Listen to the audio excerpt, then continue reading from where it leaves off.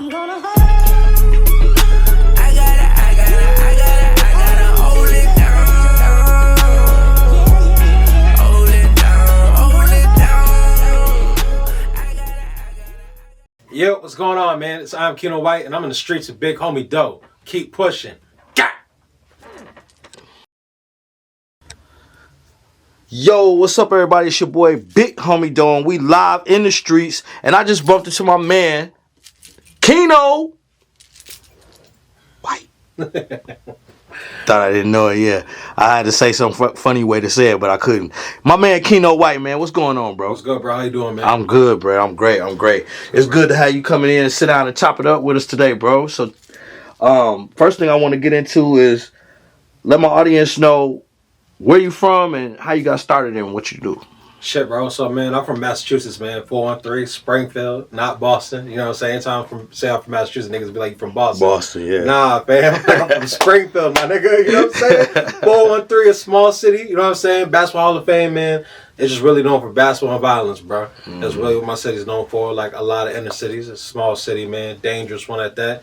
Man, but, you know, I do so many things, bro. But how I really got put on or started getting on was doing community events on my birthday, December 5th. I do something called Keno's Give Back Birthday Bash. So instead of the birthday boy getting gifts, I give the gifts, man. I give it back to my city. I feed hundreds of families.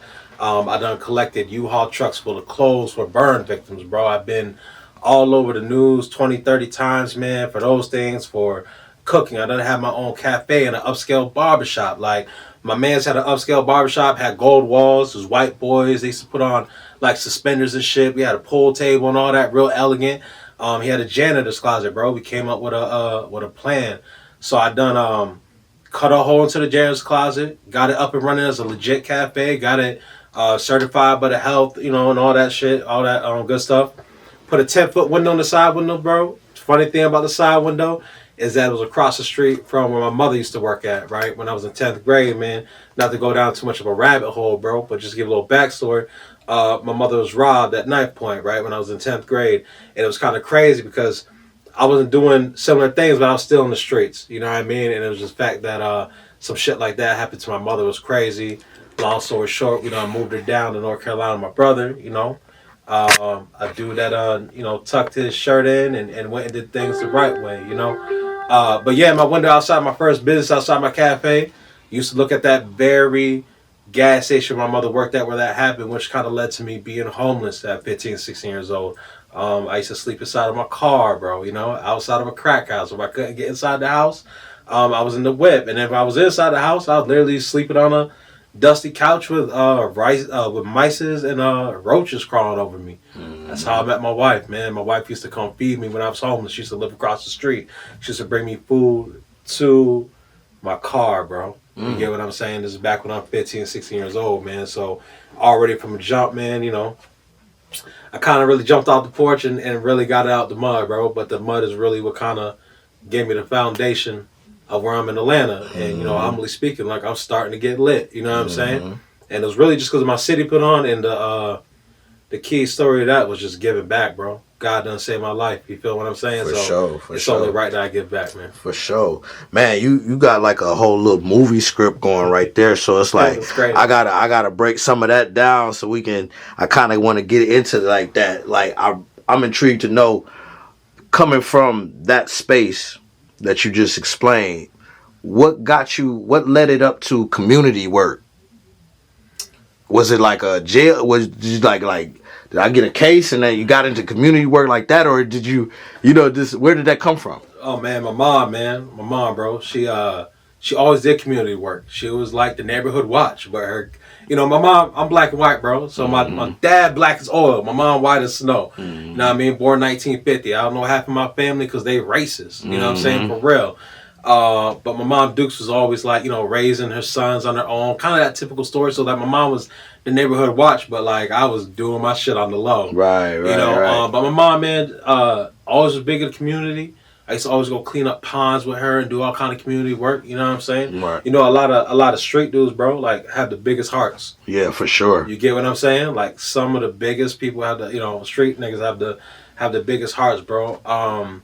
So it's like I always had a good heart, bro. You know what I'm saying? And then the community thing, really, bro. Like it branched off of that because I could talk about it, bro. But I was a fugitive justice at one time, and I was facing a big sentence, and I had basically called back down there trying to fight my case, trying to see what was going on, right? But at the same time, my wife was having our first child, so I was like, all right, bet I'm gonna turn myself in once I, see her take her first steps and shit like that. Then we had another kid, and it was the same thing. Like, I can't leave this one. Then we had another one. I link up with my man, bro. And we started promoting this bar, bro. He was already on, man. He was good financially, bro. Ladies, man. Very successful kind of guy in the city that you don't really see a lot of that without you being in the streets. You know what I mean?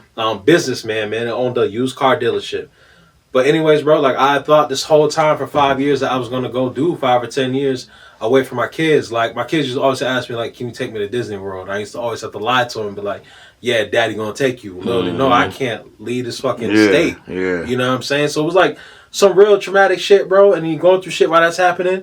And one day my man Ty, the guy that owned the bar and shit I was promoting, we was in Walmart. He was like, yo, I want you to call down there. I'm like, nigga, I just talked to him last month, bro. Like, I got a real felony warrant waiting on me. Like, shit is, like, it's crazy. You know?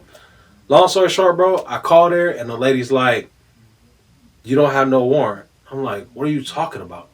And she's like, no, I see your name here in the system, but the case was dismissed. You get what I'm saying? Like, I'm facing big boy charges. I wasn't quite sure, but it was some shit. I had to be on the run. And the thing is that I was living back home in Massachusetts. So when I used to get pulled over, they used to be like, yo, such and such, this state wants you. But they couldn't do nothing because of non-extraditing state. Right, you get what I'm saying? Right. Which kind of plays into the story that the day before I opened that cafe, doing some young nigga shit, I got locked up and I thought my life was over. You know what I'm saying? The next day I get out of jail.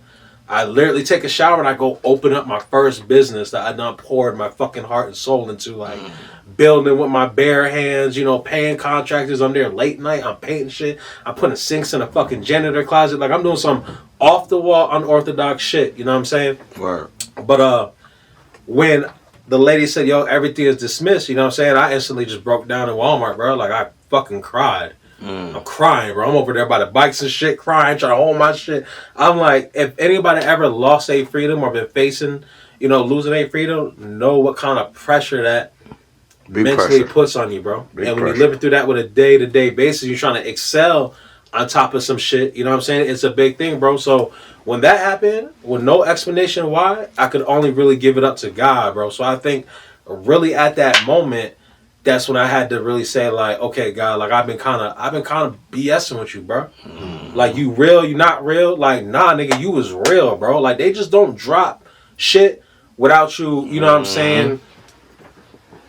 Nigga, like, I kept my morals 10 toes down, bro. Showed you had that, there's a purpose now. Facts, because something like that, bro, you don't think could just be erased. And it literally was, bro. I have no explanation but God. The whole time I've been trying to get the bread up to fight this shit. I'm having child after child, but at the same time, I'm doing the right thing. I'm being a father. I was doing the right shit. But right there at that point, I said, yeah, God done gave me a second chance, probably my third chance. And that's what really pushed me to be like, yo, on my birthday, bro, like, fuck, I look like getting gifts on my birthday, bro. Like, this is the biggest gift ever, yeah, bro. For sure. So it just made me want to keep giving, man. And that is that how you tell us about how you got from there to here now at Atlanta? So Atlanta, bro, basically in Massachusetts, I maxed out potential. My popularity. Yeah, potential. Potential, bro. Like, in my city, like, I'm like, bro, I go to Walmart and niggas want my autograph. People like, bro, I got videos on my phone. People get on the phones with their wife. Look who is here. I'm sitting down at restaurants. People be like, yo, I don't mean to, you know what I'm saying, but can you get a picture and show love and shit? Because I did a lot of community things, bro. My face card always been A1. Right. You get what I'm saying? That's opened up more doors, bro. Sometimes my nigga, like, listen, my face card, bro, I be in Walmart clothes next to $1 million niggas, bro. You get what I'm saying? Yeah. Like, I don't got no shit on, no ice, no Balenci's, no nothing. But just my face card has opened the doors, right? But, so basically, man, I've been in the Sunday paper back home, all kind of shit. I just couldn't do no more. And I was like, yeah, it's cool. Like, this is the thing, bro. A lot of niggas get hooked on that local celebrity shit because it feel good. Yeah. You know why I like fame, bro? I like fame because I know what it is when when somebody big that I admire even likes my post on Instagram, I might be having a fucked up day, a hard time, but I'm like, shit, I'm one step closer now. One step closer, yeah. Especially when you meet the nigga and he really is what you think he is. You get what I'm saying? And they show you love and it just gives you the extra bro. But I was like, I'm a shark in a fucking pond, bro. I can't get no bigger. I really need to go to Atlanta. But I've always jumped around Atlanta because I was so scared, bro. Like, the streets have been my safety net.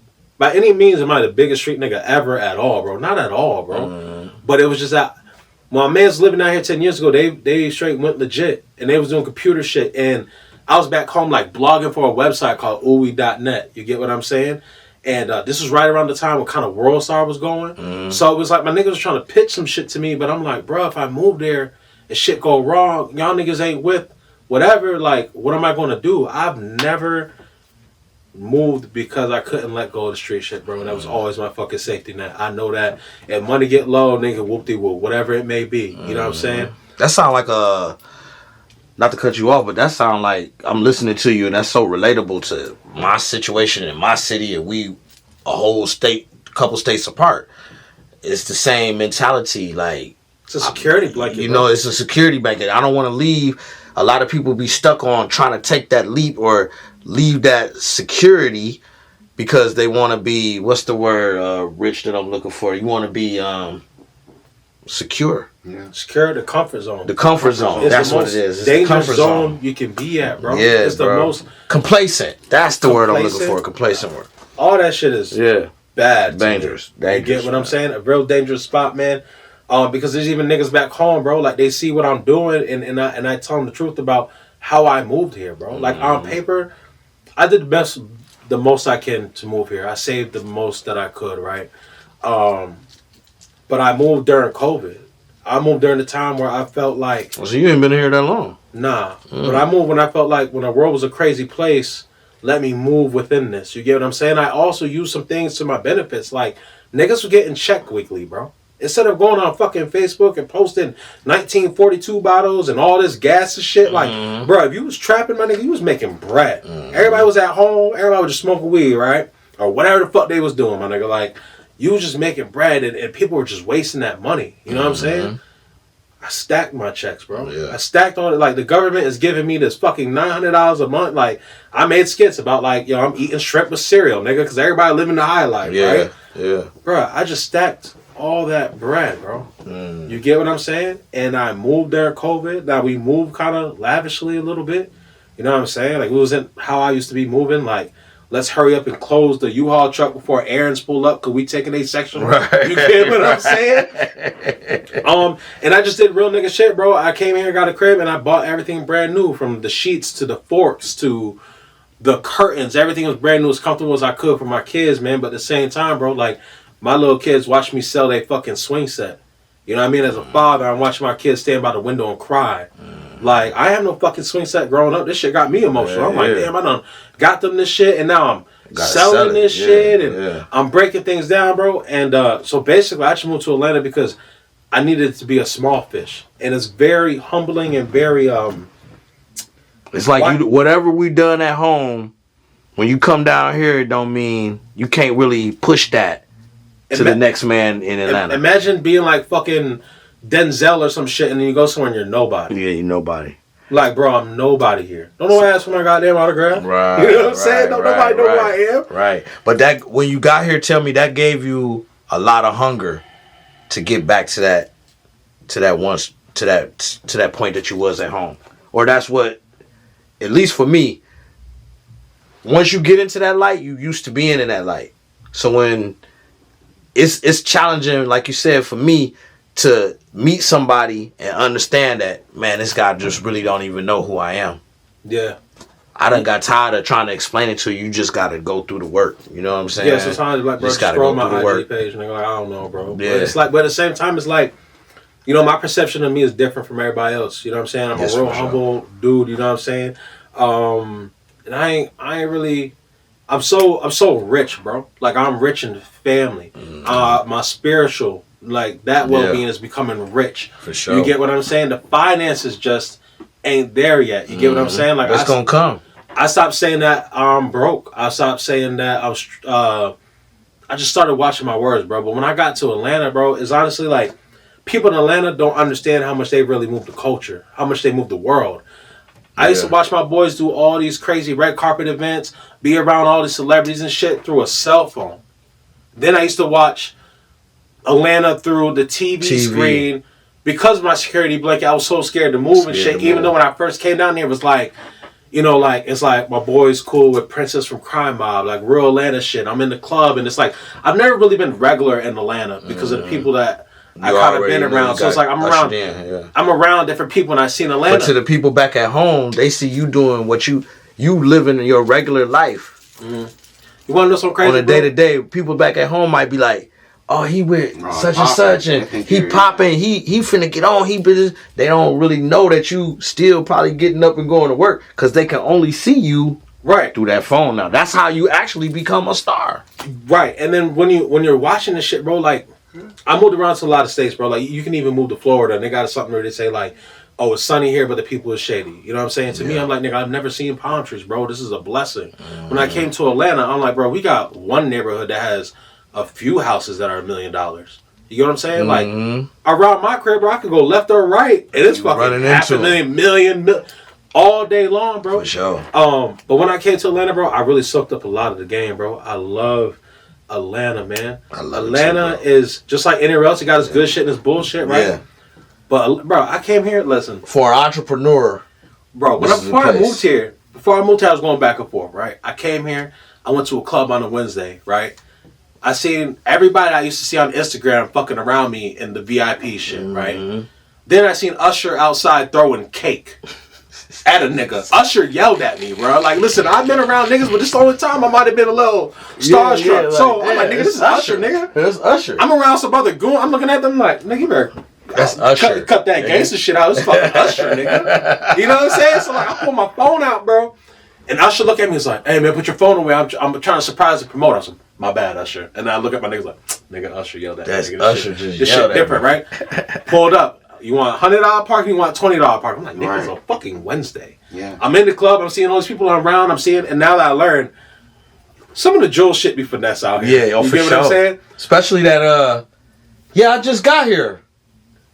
I'm fresh from, I just moved from XYZ, man. I only been here for about 2 months. Oh, really? Yeah, but yo, Atlanta seeing all this shit, $100 parking on a Wednesday, Rolls Royces outside, Usher outside, bro. I had my little gold chains on in my city was something. Like, I went home and sold my jewelry. Yeah, I said, have you seen what these niggas do in Atlanta? These niggas is going crazy. Females got fucking bust downs, and so I was this place ain't real, bro. When I first got here, I used to be like, this Atlanta's not real. It's not a real place, bro. Like, yeah, bro. You see shit that be like, did I just see?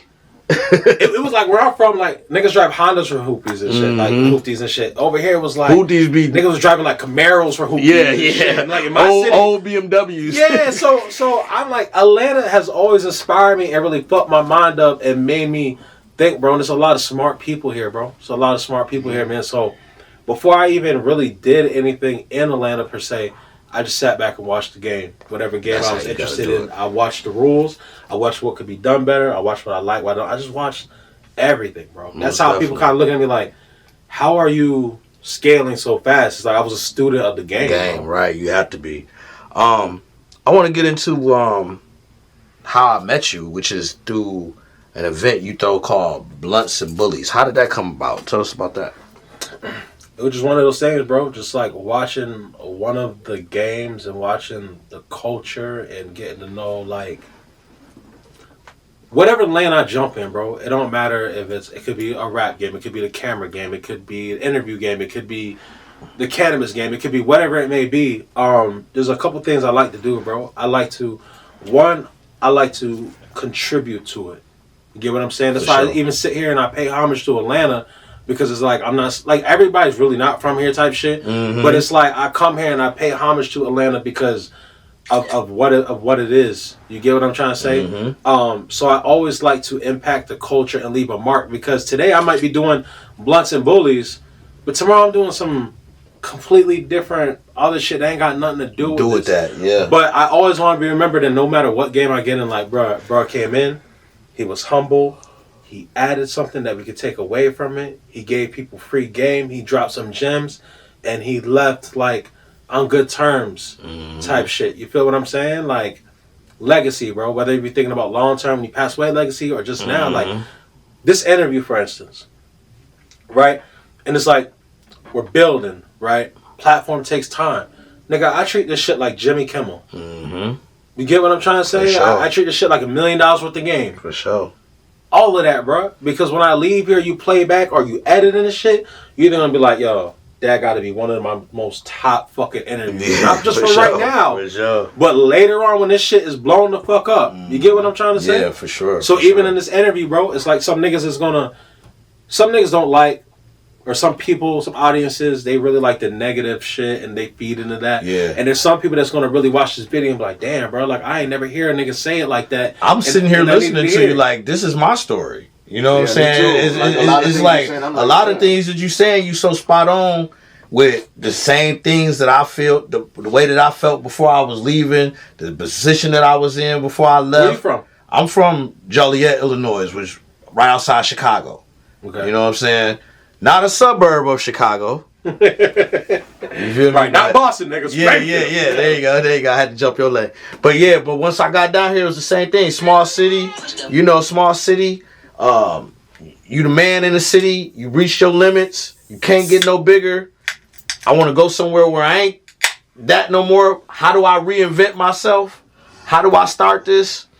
It's a lot, bro. It's a lot. And for you to do that in a whole nother city, by yourself. I come with my wife and I come with my family too. Your family, you know what I'm saying? But yeah, by yourself, like not without your core people that know you around you. That's a really accomplishing thing, man. So I really appreciate this interview and getting to know these things about you. You know what I'm saying? No, likewise, bro. I appreciate you got some you got another event that I seen you coming up. That's something brand new. You wanna get a little insight to that? Yeah, so it's called the Stoner Bowl. You know what I'm saying? It's a play on the Super Bowl. It's the day before the Super Bowl. You know, it's the same principles. You know, the same kind of concept of what these kind of events are. We ain't doing dogs this time, but something about the events that I'm a part of is that they're not going to be the same. There's always going to be something to take away from it. This one personally, I'm gonna tell you something about it personally, bro. Like the host is Slab, right? I was in one of his videos like 2 years ago that my man was filming. You got Rap Snacks, which is another MMG like affiliate. You got Bamboo, which is another affiliate. Then you have and then I have Rap Star Energy Drink. You know what I'm saying? And from the outside looking in, it's like, oh, he's just putting together all these brands for a event. You know what I'm saying? A lot of these people are people that I've been trying to connect the dots with for a very long time. Like, have you ever heard about how I won my veneers? No. All right, so I've been going to I've done a Wingstop commercial for Cross. 3 minutes. So basically, I've been connecting these dots, bro. I'm very big on spending money to get into the rooms with the people that you want to be like. I'm very big on matching people's success and not trying to ride their success. So long story short, bro, like the last Rick Ross car show, I spent $400 that I didn't have. My wife, my family, being my support system, my team. This last one this summer. Yeah. Last one summer pushed me to go, bro. I go and spin the wheel at Dr. Montoya. It lands on $1,000. Little does he know I'm broke as fuck in here. I'm about to tear up right now. It's gonna help me and my family. He bumps the wheel and it lands on $1 billion smile, bro. So I fly out to Colombia and he gave me a set of porcelain veneers with the same assistants that worked on Ross, the same people with Moneybag Yo, the same people with all the top celebrities, and give me a full set of teeth. And the crazy thing about this, bro, this is on my dream board. I read this every day. I want $1 billion smile. I want a perfect white teeth. I always thought I was going to come with a stack of money and just splurge. Like, yeah, blah, blah, blah. Nah, God gave it to me a different way. So in return, even though I'm in Atlanta in a place where you can finesse and all, I can tell niggas, like, I spent 20 bands. They going to believe me. Nah, I say, yo, God did this for me, bro. So I always give the glory back to him, man. No, for sure. Because I definitely seen that. That was the first thing I seen on this nigga. Like, God damn, he's got some pearly white fucking teeth. You gotta bury me too. I used to like mean mug my whole life, and I never had like good teeth, so I'm just learning how to smile. So sometimes you catch a nigga looking fucked up and slurring and shit. It's because the new teeth, man. God wanted me to smile. You heard? For sure, man. That was a great fucking interview. I appreciate you coming through and stopping through with me. I do. do need some more time. I do need some more time with you, man. We might have you coming back for like a Vlad TV and have you again. But it was definitely a pleasure sitting down and chopping it up, hearing your story. You got some brands you want to promote here? Yeah, man. That real quick, Blunts and Bullies, man. Make sure y'all look out for that. That's a brand on its own. Rap Star Energy drink, man. High performance, the ultimate performance drink. Commercial. I'm in the deep end with the Sharks, man. Shark Lotto, the Fins, pre-cut rolls. Make sure y'all tap in, man. If you ain't smoking Shark, you in the dark, you heard? You heard them. Most definitely. Tell them where they can find you at, man. Man, I am Keno White across all platforms. Instagram, TikTok, Facebook, all that, bro. I am Keno White. I am KenoWhite.com. KeepPushingApparel.com. SnapRats.com. My kids' company, BluntsandBullies.com. Coming soon, building that from the ground up, you heard? That's an entrepreneur in the land of entrepreneurship. My man from Springfield, he's a legend. Get in tune with him if you in the streets. My man, Keno White, man. It's Big Homie, though. We live in the streets. Until the next time, we blunting and we bullying the fuck out of here, dog. Love.